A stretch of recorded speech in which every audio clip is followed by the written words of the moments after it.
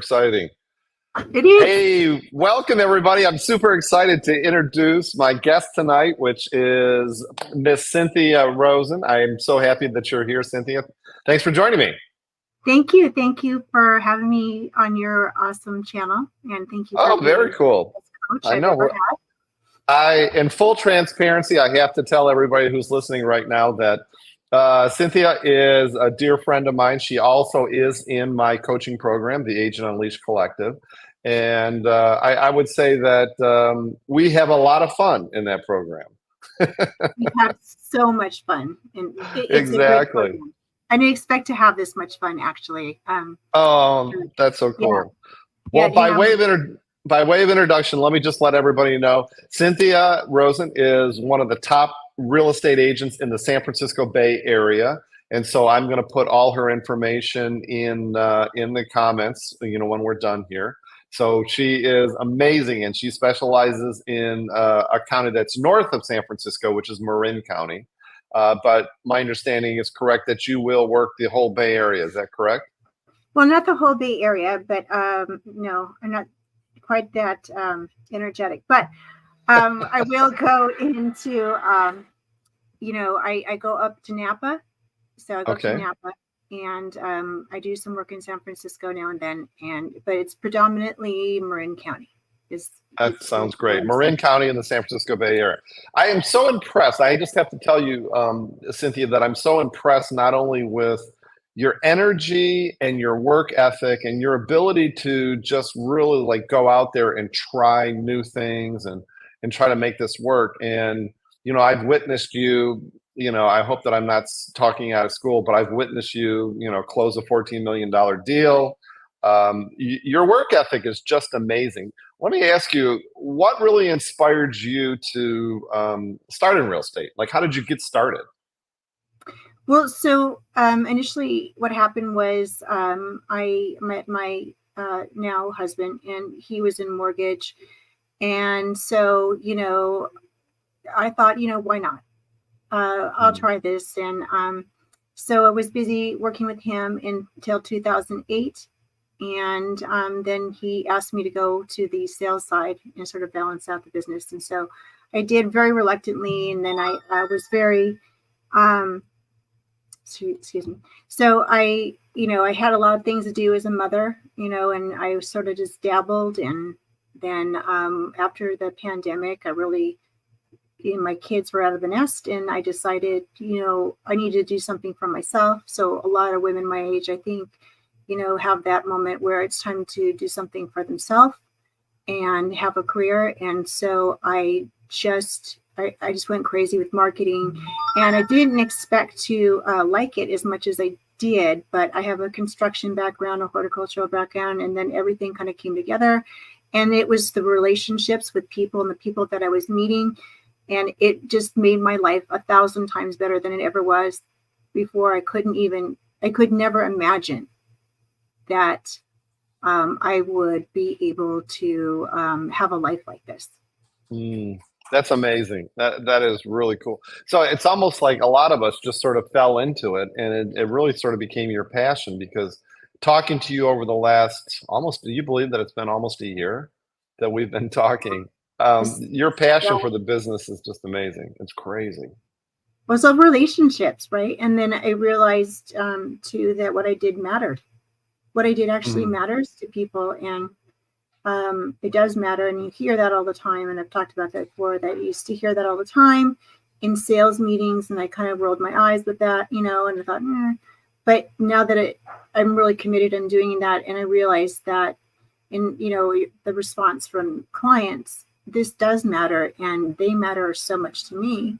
And mhm. if you're into acts of service, um, this is it.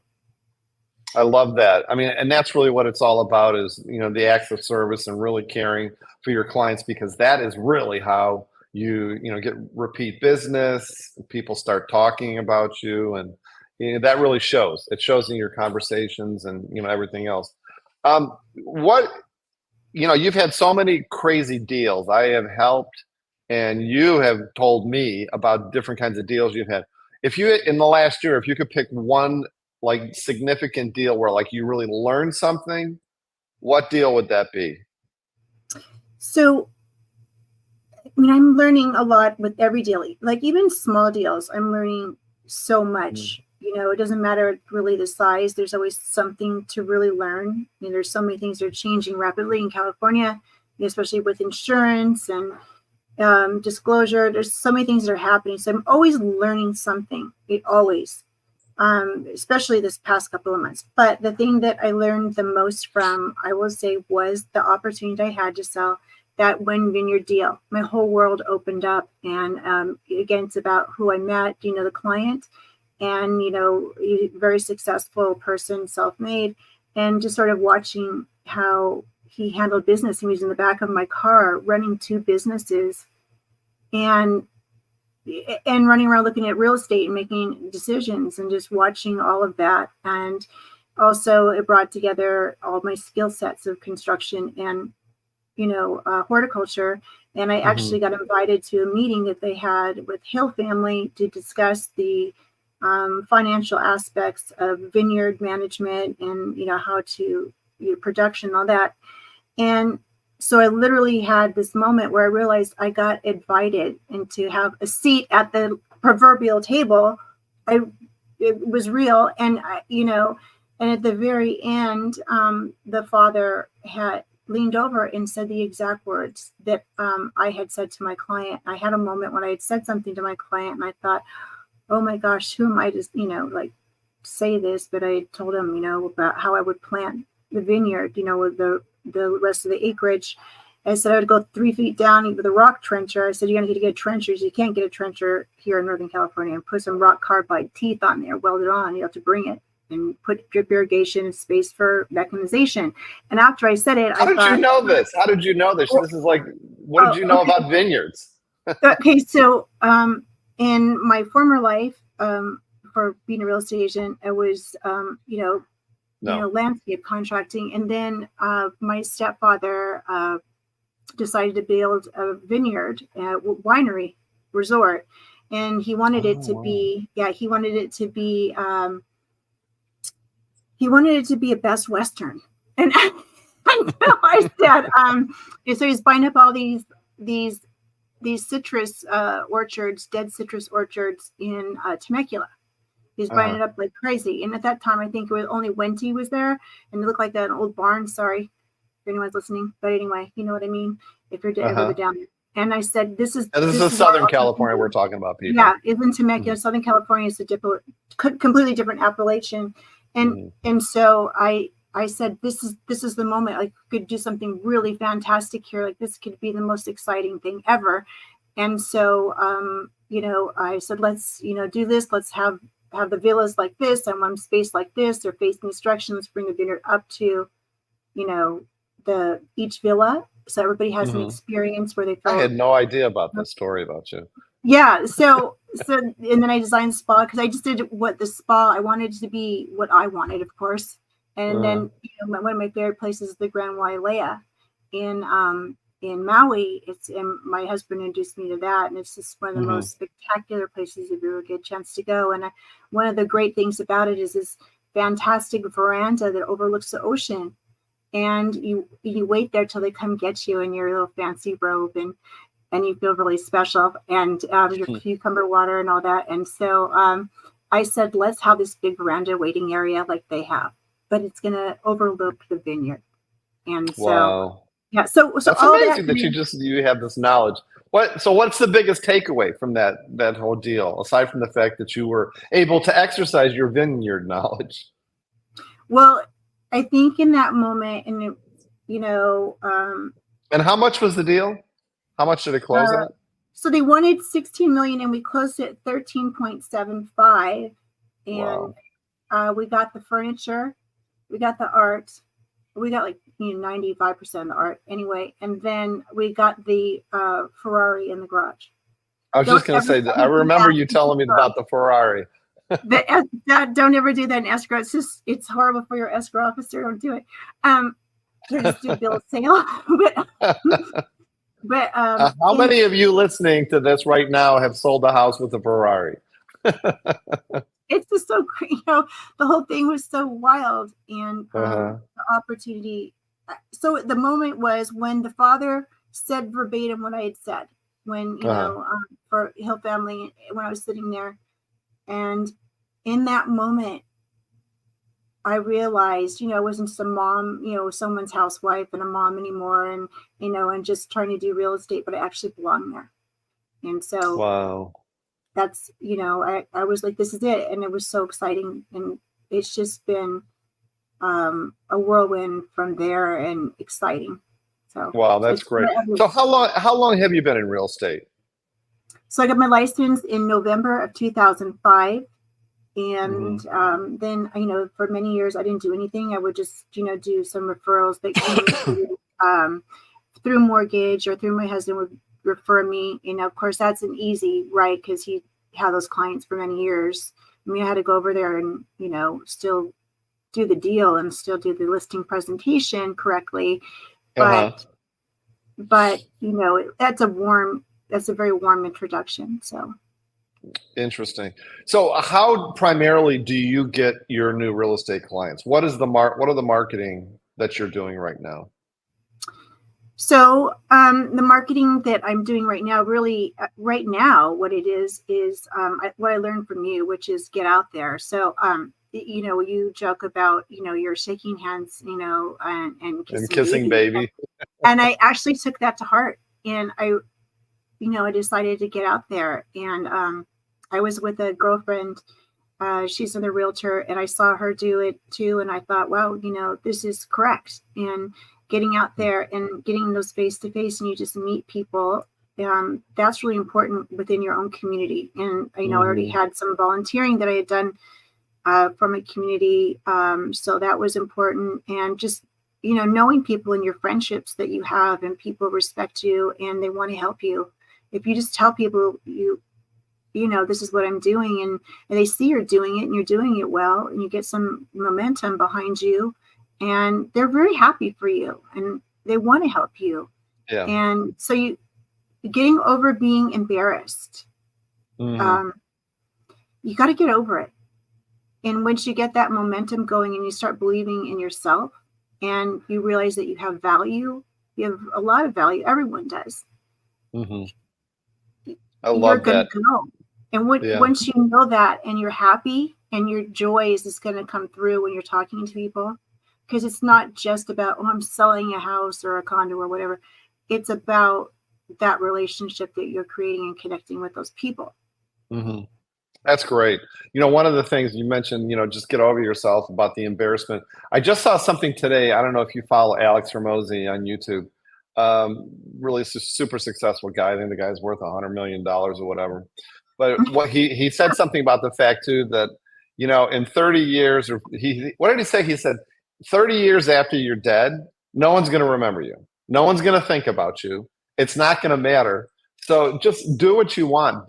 Stop being embarrassed. Just, do it. Just That's go so do true. it. That is true. Puts it in perspective, right? It does, because I think about that. I heard someone mention something like that. Must have been, maybe it was him talking about it. I don't know. But somebody mentioned it, and then it kind of sticks with you. You think about that. And, you just got to live. And you can't care about those things. They're really not important. And again, it comes down to relationships, and meeting people in your life is just so much better for it. Yeah, absolutely. So, let's go there then. So, what do you think are the most important qualities for a successful real estate agent? What are the most important qualities that maybe they should possess? And how do you? Did you say nothing? Ethics. Oh, ethics. I thought you said nothing. Nothing. That's okay. No. Ethics. No, it's going to take a lot. Oh my God, you crack me up. Not ethics. Oh my God, that is so true. Because you know what? I have nothing but respect. I'm a real estate agent. I am a real estate broker in the state of California, so I can say this. You can run across in your business, as many people here know, you can run across some really bozos in this business that don't necessarily have those ethics and have those qualities. What, in addition to ethics, what else do you have? And how do you sort of, how can I say it? How do you cultivate these qualities in yourself? Well, I mean, you have to have character. Either you have character, or you don't have character. You can't go to the Yes. store and get it. So, there's that. And you have to make a decision really early on that you're who you want to be as a realtor, because you're going to see a lot of stuff and it's wrong. And, it might even be within your own brokerage supporting things that aren't really appropriate. And you have to know what's right and what's wrong. So it's really important. I think I love education, like if that. I could go back and do it again, I would probably get as much education as I could, especially like on contracts, and things like that. I think education is key. Hmm. But to do it well, I think, there were a couple of things that happened kind of early on for me where I went head to head with a really big producer in then I caught something what we call in mortgage we call cut and paste. And so I caught that and it was bad. And What I does was that mean? Cut and paste. so signatures were not Oh, yeah. ruh-roh. So yeah, so I caught that and it it was not cool. And it was a representation of both sides of the deal too. And, it was just Oh my really, God. it was really rough, but things like that go on. They go on Hmm. everywhere. And so, you have to understand that there's always going to be a group of people that are together on this kind of thing. And this is how they do business. And they're always going to be there. So, Hmm. I would say, you know, you have to understand that that's going to be there, and you're going to have to be strong and stick up for your client when you can and do the best you can. Hmm. But at the same time, the way you react to it, I think is really important, because that's all you Hmm. kind of really have control over, and you have to rise above it 100%. You can't get in the gutter with anyone. You Hmm. just have to be classy, as classy as absolutely possible. Hmm. I think. And I've seen you in action too, and you are the epitome of rising above it, and staying, in your lane. Because you've told me some stories about some people that you've had to deal with, and I think one of the funniest and probably sad things too is the stories that you and I exchange about how you almost have to do the other agent's work because they Yes. won't do the work. It's almost like That, you're yeah. a dual agent. Yeah, and I think that happens, you know, somewhat on a kind of a regular basis. So you would hope it wouldn't, but I think at the same time, in that position too, your thing is to represent your client to the best of your ability, and if that means that you have to smile and Hmm. do parade wave, and you do have to do some extra work, so that just get it done, and Right, because the client's the most important you know right. aspect of this deal, and making sure that everything's taken care of for them. And so you just Hmm. can't get bent out of shape about it, and not everyone's created equal in their ability to do the work, and so you just let it go, Yep. get it done. Yep. Get it done. Exactly. How do you see, Cynthia, how do you see technology and, if you want to call it innovation, impacting the real estate industry in the coming years? Oh, And it's do you already see a lot of happening. opportunities to leverage these trends? Yeah, so okay, so that's a really big that's an amazing topic right there. So getting when I decided to get back into it, basically I had to start the ball rolling, so I had to buy that career, buy Mm. those, buy the leads, figure it out. And technology is a huge aspect of what's going on right now, and you have to change. You can't, I think if you got into it, like if I really worked hard at it in 2005 to now, then, initially, then I would just be, sitting on a big pile of money and, waiting for my Mhm. next referral to come in or whatever. But that's not the way it is right now. So we have a whole group, a new generation of realtors that are coming in. And we just, one of the things I do is I look at the number, at the DRE number, and I'm like, oh, okay. So they just, this is how long we've been in it. And so I start seeing my number get farther and farther away. I'm like, oh God, it's Mhm. starting to make me feel old. But Well, my DRE number is 3. I we're just, we're like, okay, it's on 02 something now. Okay, so okay, Exactly. 001. All right, but so they're leveraging technology and they're leveraging social media and all the platforms, and they're tying them all together. And so that's kind of a foundation. It's funny because that's something that I'm dealing with right now. And that's sort of, if you're going to start this, I feel like you need to kind of start at the beginning, and you're dying to get in there and get something done, but you need to get that foundation work and done. And that's the digital stuff. And people need to find you. And it's important that they can find you, and they need to know that you're legitimately there. That's the way, if we look for a glass company or a mechanic or anything, Right. think about that. If you think about how you do things and how you search and how you check people out, think about how you do that. I don't care for what. Think about your own habits, and then make sure that you're able to meet that in your own business. Right. No, that makes a lot of sense. Have you dabbled in AI at all? No, well, yes, actually, it's attached to my website, and so AI was attached to my website. So that's pay per click stuff, that you have, and you have so much time. We call it speed the lead, right? So, and that's buyer stuff. Sometimes it's seller stuff, but so if you can't get to it quickly, your AI gets to it, and I had AI that was pretty advanced, and so I've been using that for a while. But then I think that was great, and that helped in that deal, right? So it answered their questions really well, and it can have the tonality of it is it's pretty shocking how well it is and done, and but now I don't really use so much the AI. I hire a human being to do it now. It's a little bit different. Right.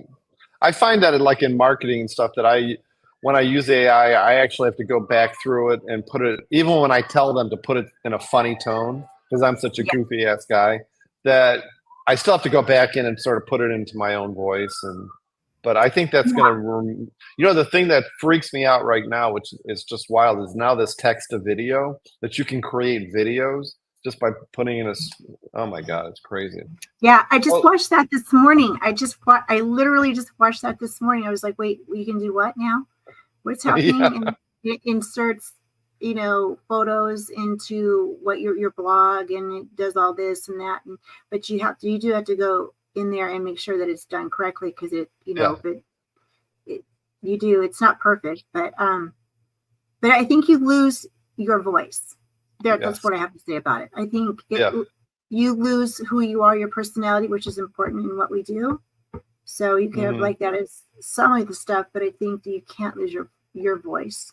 I agree. Well, because that's the thing that really makes you different. There's 80 million real estate agents in California, but there's no Cynthia Rosen. And so, that's what makes you so genuine and authentic, and why clients love you so much. But have you ever had a client with a bizarre request, like some kind of like crazy wanted, secret room or a moat around their property or something? Well, I think a couple have wanted a moat, but I kind of agree with them. But I haven't really had any, secret requests or anything like that. I wish, because that would make it interesting for me. But by anyone, no. I mean, I think I've had my suspicion. But, I'm kind of on the don't ask, don't tell. Yeah, there you go.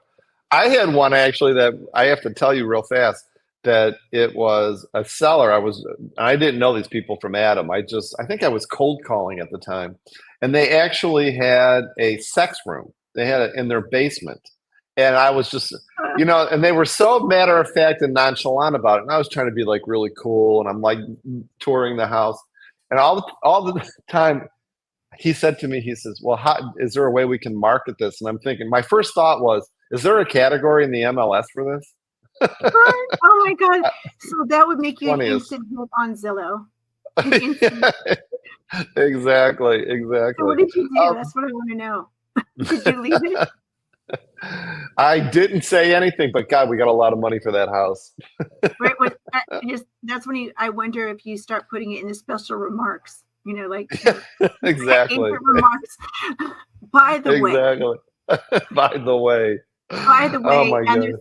and there's a can of Lysol over there. Yeah, exactly. What Exactly. do you do? Because people are going to be in there, like, you know, taking pictures, and Well, how do you stage it?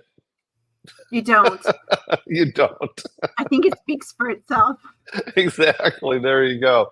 Hey, Cynthia, what do you see as the biggest challenges facing our industry in the next few years, and how do you think? I mean, what can we Okay. do to address them?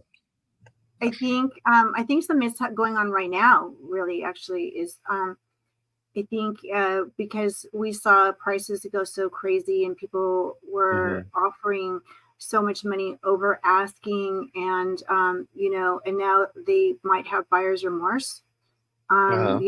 because they might be upside down, um, or just they have buyer's remorse in Hmm. general, and so I think that the thing to do in this case, and I think it's important. I just found out this is like one of the second reasons that realtors are getting sued right now, is Mm. the fact that you need to make sure that you have in writing that they are the ones that wanted to offer X amount of dollars, and that you make it clear and include a CMA in your disclosures, even when you're representing the buyers. So we do that with the sellers, but we need to start doing that with the buyers too. And I think, and I've been doing something similar to that, but now I think you have to be really serious about this, because you don't want to end up, um, answering questions or in a lawsuit. And I think, and it's going to happen again, which you see rates go back down. I think, obviously it's just my opinion, and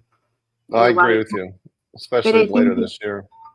always think about a way to make sure that everything is disclosed, and then some more, and it's, signed, and it's in your, in your disclosure package if you're Hmm. the listing agent, and maybe it requires that your seller writes a little bit of a letter in there Hmm. and signs it, but it just needs to be, you need to be really careful that Right. things like this don't come back on you, and you always have to be thinking about the way to protect yourself, and as an agent, Hmm. because we are doing what our clients ask us to do, hopefully, right? We're doing that. But at the same time, you think about what could this possibly turn into in the future, because things are changing so Hmm. rapidly, I was right? talking to a buddy of mine who's a real estate attorney in San Francisco.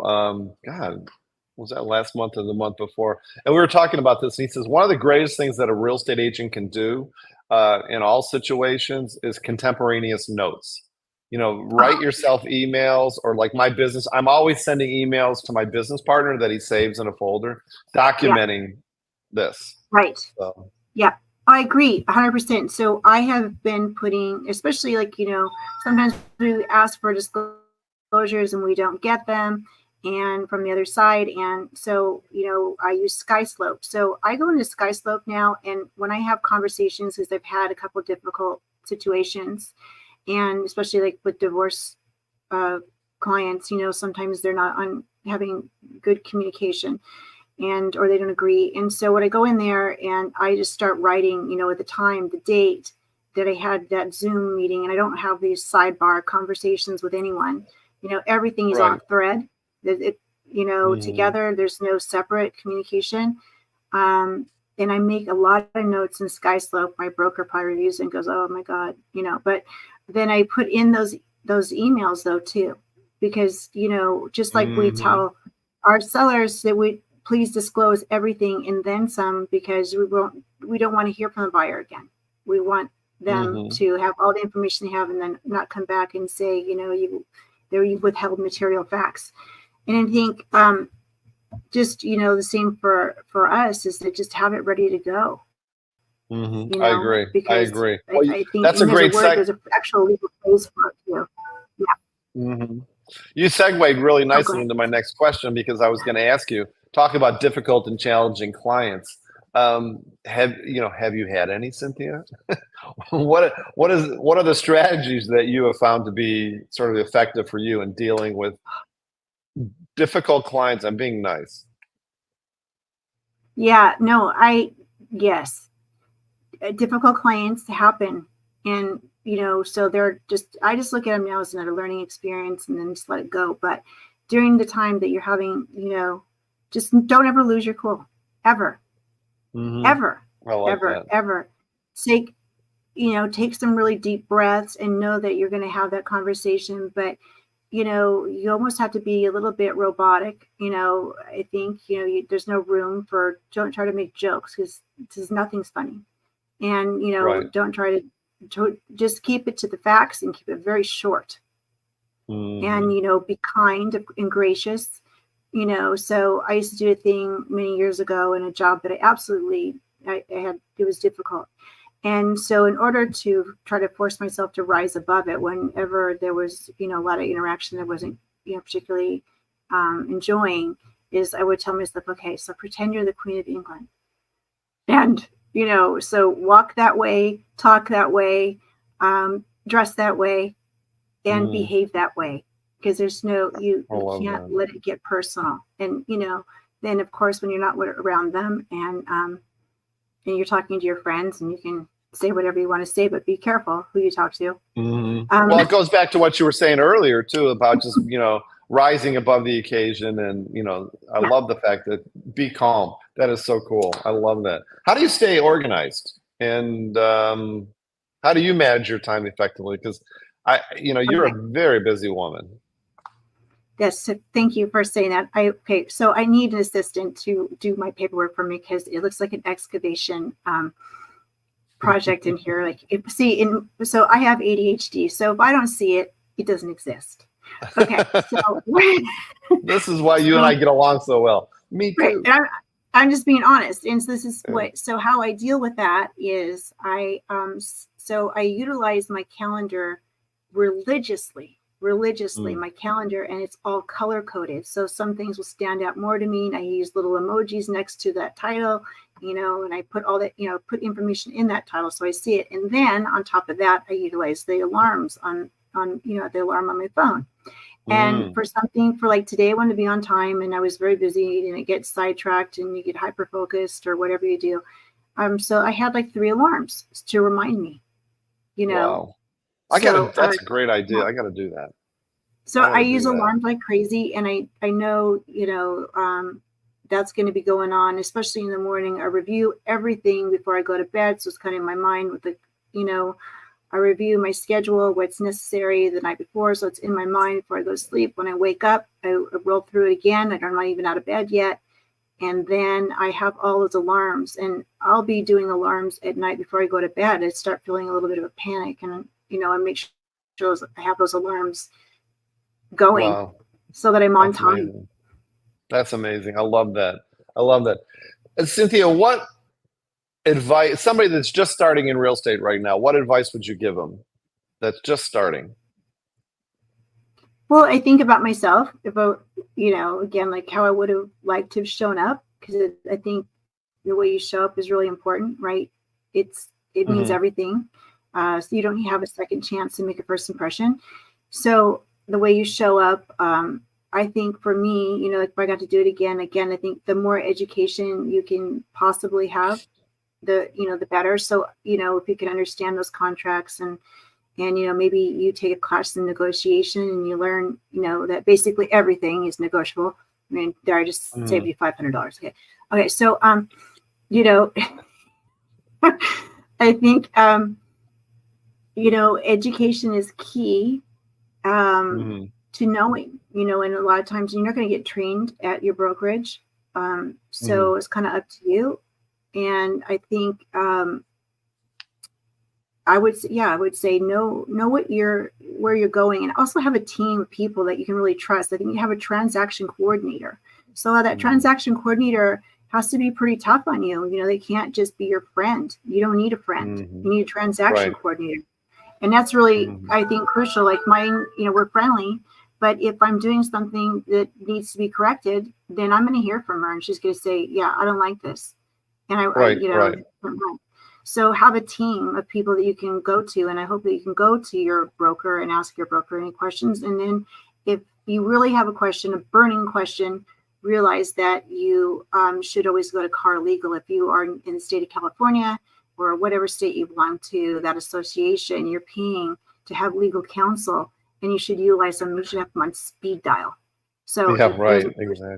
I mean, really, I mean, if you have a real question and it's a legal question, you are paying dues, and that includes, legal advice. And so it's better to hear it from, counsel that represents, real estate than it is from your friend or whomever. So start realizing to utilize those things that are given to us, those tools, know how to. That's a great idea. I've never done that.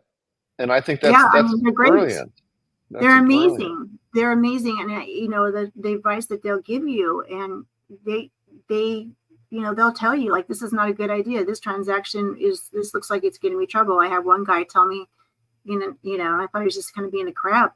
And it is a, lawyer at Carr. And he said, this sounds like it's going to be a problem. I don't even know if I would take this listing. And then I thought, I'm going to take this listing and, it'll be fine.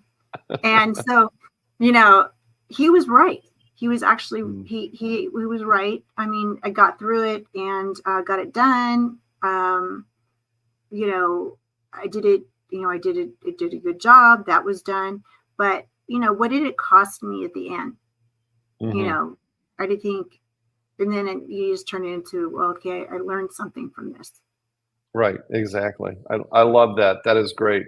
Hey, Cynthia, I have to say thank you so much for your time today. I really appreciate it. You know that I think the world of you, and sometimes I'm just so glad that we were able to get through this whole live stream without like rolling on the floor laughter, which is usually what I'm doing when I'm talking to you. I know. Well, we're being very professional right now. Exactly. And speaking of being professional, for any real estate agents that want to give you referrals or stay in touch with you or ask you questions, or hopefully any buyers or sellers that are listening to this right now, how can they reach you? By phone and text is the most direct way to reach me. And what is your phone number? 415-225-2245. I love it. Great. A lot of twos. A lot of twos. You should so much for having me. This was a lot of fun. I've never done anything like this before. So it's a great experience. And I really appreciate you. I'm just need to be serious for a minute. So I really appreciate you. Being able to talk to you and have you as a coach and have you have my back, and I trust you. And there's so many people out there that hustle all the time. I get these calls all the time. I think a lot of realtors do. People are just hustling us constantly because realtors suffer from shiny object syndrome, and there's a lot of fear involved in being an agent, and a lot of stress. And you have been a genuine person and someone who's practicing real estate, which I think is so key too. Just being a coach, it can't be somebody who practiced real estate, for 5 years and made gazillions of dollars and now is giving mass, in arenas. I don't want that. And so you've just been just a human being and a friend, and I trust you and thank you. And you've been such a great resource for me. And it's really helped me, feel good about myself as an agent and leveling up. And I think, I think that's important. You're not paying me to say this, and but I'm just saying that the truth of the matter is that. And anybody that is looking for someone to help them, I think that you're an excellent resource for that. Well, thank you so much. I appreciate your kind words. And on that note, I am going to sign off. Thank you again, Cynthia. It's been absolutely a pleasure talking to you tonight. Yeah, all right, thank you. Take care. It was a pleasure. All right. Goodbye, everyone. And goodbye. All right, ciao. Bye.